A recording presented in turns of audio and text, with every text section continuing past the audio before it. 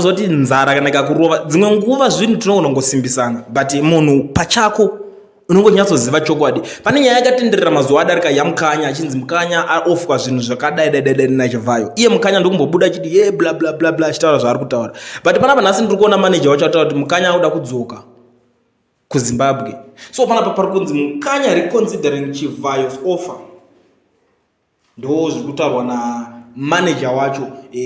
Parutoti aiwa hazvitore zvedu offer because one hazvibatsirika kuti uyo unzi uri kumira nevanhu kuti say at the end of the day iwo mhuri yako ndio inenge ichifanira nzara. Unyatsoziziva kuti zvinhu izvozvo kana kuti nezera rawava hauchakwanisi kuzviakwaya, kusika uri kungonzi uya tikupe pension yemuchigandigere kozi wakashandira nyika, wakabva kuhondo uchingoimba nanhasi uchingori mupenyu, uya tikupe mansion nemotikari nemari. You see, ndo zvinhu zvaitika kana kuti zvaiofwa kuna mukanya. But panapa ndiri kuona weakness uchivhayo wacho ari kutopindura, anonyanya kuti dzokai kumba mukanya woye mamirirwa nemuchigandigere, ini ndiri mukuru handitaure zvekunyeba, nyika inovakwa nevene vayo, ZANU-PF uchi. Ndo mashoko ari kubva kuna weakness uchivhayo, ari kutoratidza kuti akatomirira akagadzirira kumirira mukanya kuti vauye. But vanhu vari kuzotaura zvakasiyana siyana vachiti mukanya ngwarira inogona kunge iri trap wakasetirwa chikrimbani chichichi ameno, unongoziva zvinotaurwa nemaZimbabweans hazvipere. But isi ni mubvunzo wangu uri panapa ndekuda so zvinhu zvakaofwa mukanya imimi guys, let's be very honest panapa, munyatsozviziva imimi kuti imba ye$500,000 USD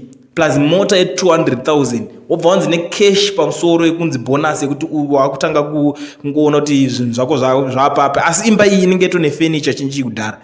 Iwewe uriwe mwana wa mukanya unomuti chii advice unomupa mukanya iwo vari baba wako ngataura nechokwadi?